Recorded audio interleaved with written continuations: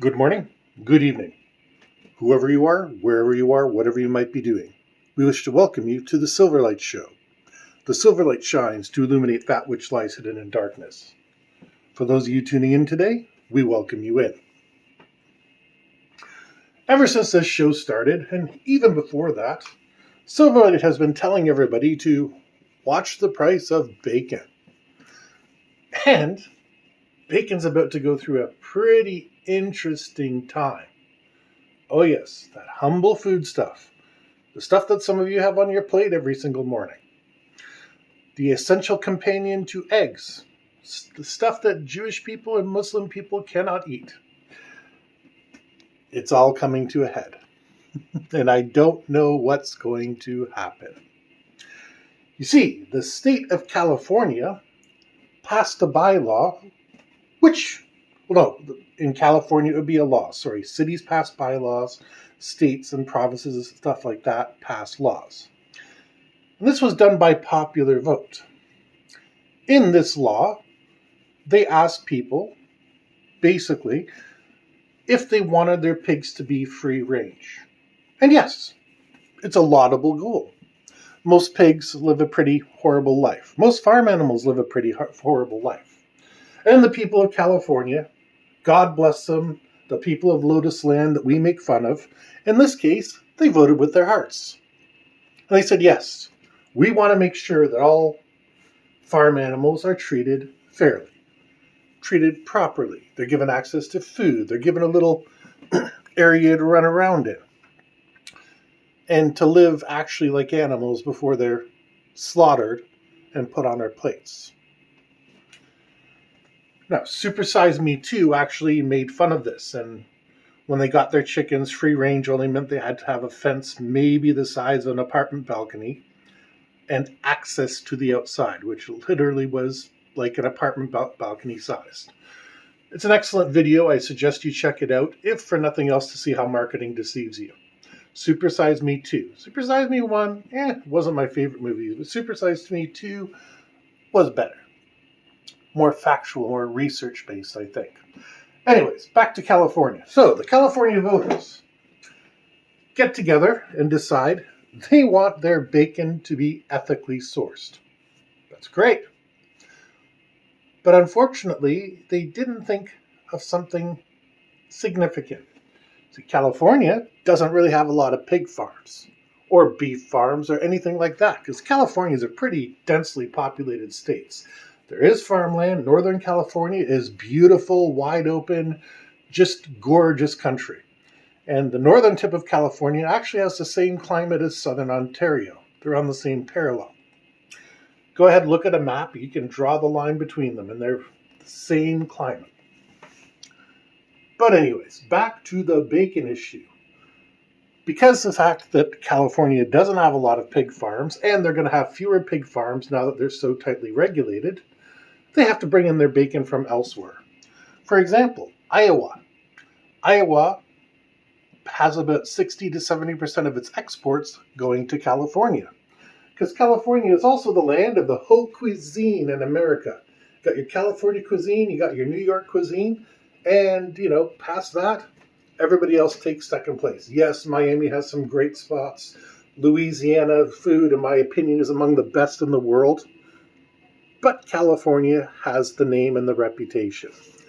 And they got the cities. So the chefs there need their bacon.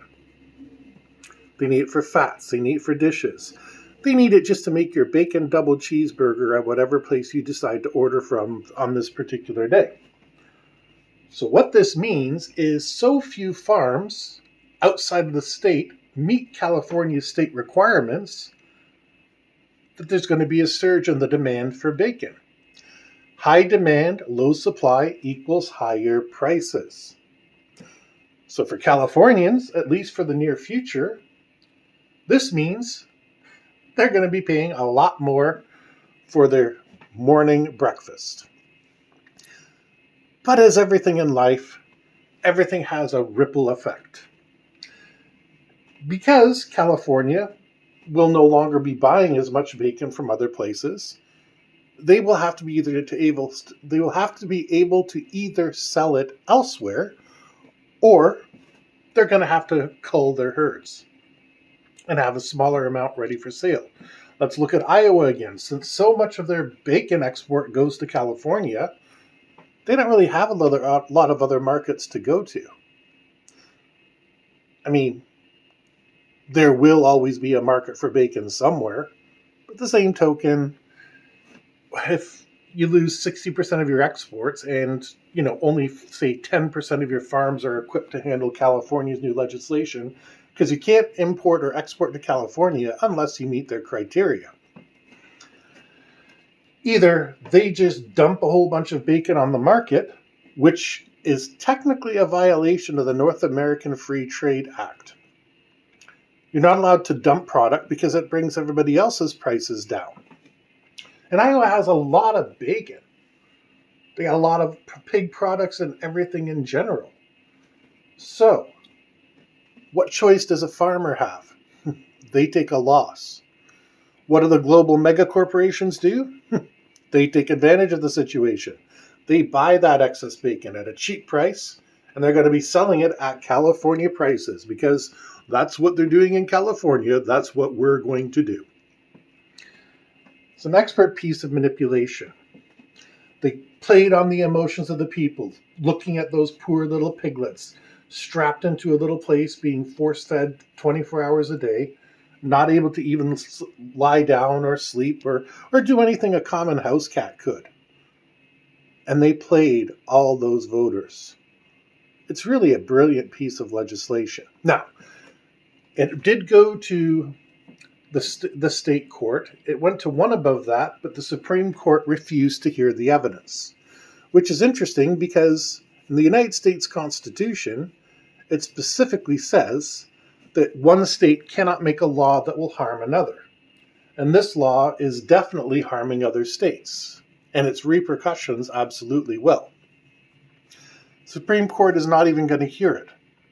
This is going to have repercussions in Canada, because, Alberta and even Ontario and Quebec still have a significant agricultural sector.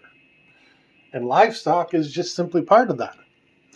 Now, once again, I'm going to say for the third time, it's hard to fault the California voters. If I start an ad campaign and a voting, let's call it a plebiscite, where you're being asked whether pigs should be treated humanely, chances are you're going to say yes.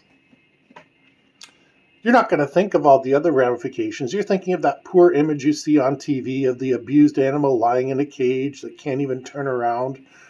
And that's nothing against you as a human being. You're thinking with your heart. You're being sympathetic. That's an admirable trait. But it was all a game.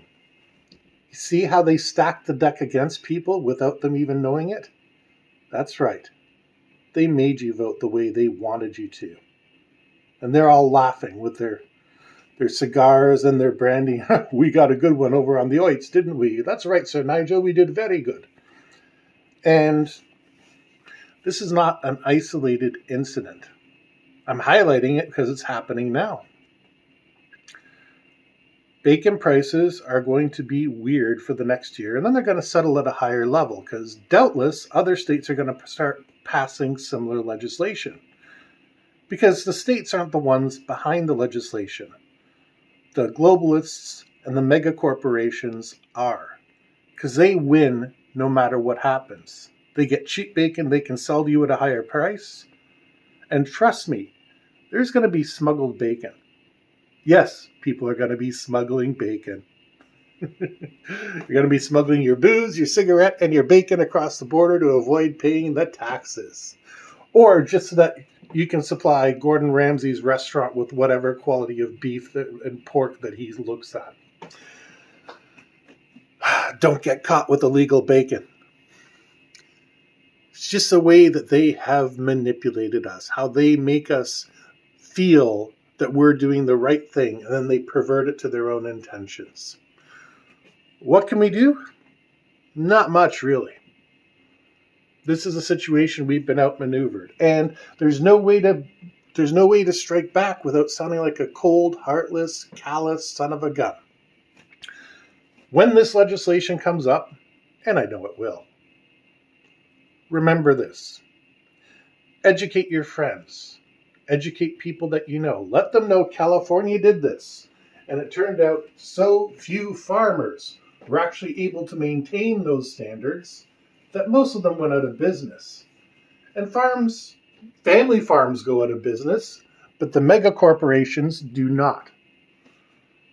Remember, I told you that the billionaires like Bill Gates and people like that were buying up farms because they get to offset their carbon footprint and they get extra tax credits by running agrarian businesses.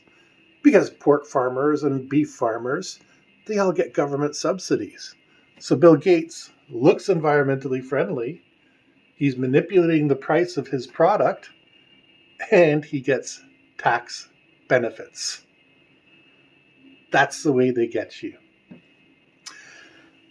It's going to be interesting. I'll be keeping an eye on it and likely updating everybody in the next little bit. But until we get more information, keep your eyes peeled. That feel-good piece of legislation coming across has all sorts of ramifications to it that you really have to think through.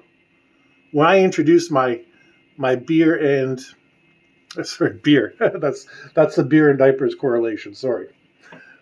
My bacon and celery correlation, which is simply 3-4 years ago, you could get a pack of either for under $5, and now it's very difficult to get either for under $5. And it's coming true everywhere. California, it's just simply the vanguard. But now that producers know they can pressure legislation and pressure voters into pushing that legislation through, this is going to be run again and again through 52 states, 10 provinces, 2 territories, and the state of Mexico. The reason why is because they can, they will, and they must. Because their job is simply to create more profits, more money for themselves. Till then, all we can do is be ever vigilant, ever educated, and remember, the legislation is well-intentioned. The politician who tabled it probably thought they were doing a good job. Doesn't mean that they're hippies, doesn't mean anything, just meant they were trying to get better living conditions for animals. So to argue against it, we have to be able to say that yes, we are for better living conditions for animals, but we also have to consider the economic ramifications. And better living conditions for animals, does that mean we're going to be killing more animals so that we can get more living space for the remaining animals, which is exactly what is happening. As always, keep watching. I'm sure this won't be the end of this story. We hope you enjoyed today's episode of the Silverlight Show. If you did, please like, share, and subscribe. And as always, we hope you have a fantastic day.